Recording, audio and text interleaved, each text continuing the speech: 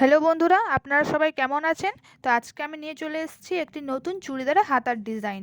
আমি যেভাবে করছি এইভাবে করলে আমি কথা দিচ্ছি কোনোদিনও পুঁতি হিলবে না বা পরতে পরতে লুজ হবে না। তো দেখে নিন আমি কিভাবে করছি। এখানে আমি কতগুলো পুঁতি লাগিয়ে নিয়েছি, আপনাদের দেখানোর জন্য আমি আরেকবার করছি। তো দেখুন, এখানে প্রথমে দুটি পাটকে একটার উপর আরেকটা দিয়ে পরে নিচ দিক থেকে সুইটি দিতে হবে। সুইটি দেওয়ার পরে এখানে কিন্তু আমি পুরো সুইটি টানবো না। এর মাথায় আমি আমার যে বড় গোল্ডেন পুঁতিগুলো হয় সেগুলি আমি একটি দিয়ে দিলাম। এগুলো বাজারে আপনি অবশ্যই কিনতে পেয়ে যাবেন। তো এটাকে দিয়ে যে সুইটি বার হচ্ছে তার মাথায় পুঁতিটি দিতে হবে। এর দ্বারা কি হবে বলুন তো, যে পুঁতিটি আছে এটি ডবল সেলাই হবে। ডবল সেলাই হলে বুঝতেই পারছেন জিনিসটা অনেকদিন টেকসই হবে। তো অবশ্যই চেষ্টা করবেন আপনি সবসময় ডবল সেলাই দেওয়ার। তো এখানে আমার হয়ে গেল ডবল সেলাই। এবারে আমি পেছন দিকে গিট দেবো।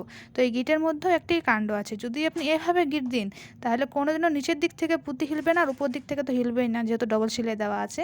তো দেখুন, এখানে প্রথমে যে গিটটি যে প্রথমে দেওয়া ছিল সেই গিটটার মধ্যে দিয়ে সুইটিকে বার করতে হবে।